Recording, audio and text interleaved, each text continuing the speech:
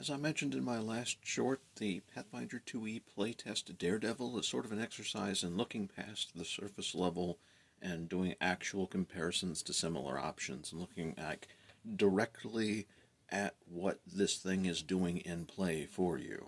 Like, cast aside your preconceived notions about things. Daring Stunt isn't just a one-action stride with the risky trait that you can only do once a round and only if you'd move 10 feet and end adjacent to an enemy, after which you can do a grapple, reposition, shove, or trip.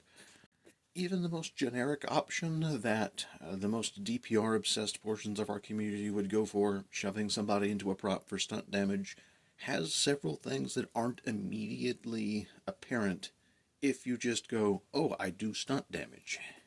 I mean, the least of which is that you can follow someone when you successfully shove them, so that can be 5 to 10 extra feet of movement, full stride, then the shove speed thing. It's not even a strictly this shove is one you use to deal damage. It can set you up in other combinations of things.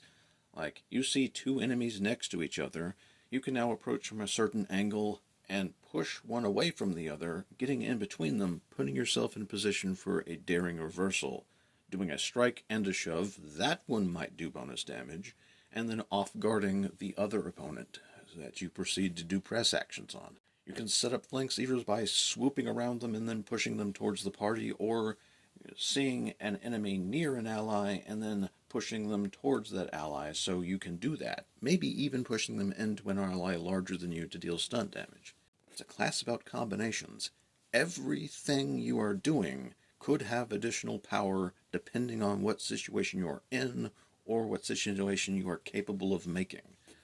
But let's backpedal. Because this class favors using the press trait for a lot of things, you'll probably want to use agile weapons a lot, which those tend to be topped out at D6 weapons, and your stunt damage scales pretty much in line with a strike with a D6 weapon, other than a small period of time around 3rd or 4th level before it gets to 2d6. This means all of those maneuvers you're doing that deal stunt damage are essentially doing a strike that can't crit, but is using a proficiency that scales faster and usually targets a lower defense. So the second you hit expert, you're kinda a fighter. Certainly like a fighter that can't crit, but also like a fighter that can use their third action at full multiple attack penalty with assurance athletics to do a wheeling pull stunt to auto-grab a goon and slam them headfirst into a wall for short sword strike level of damage.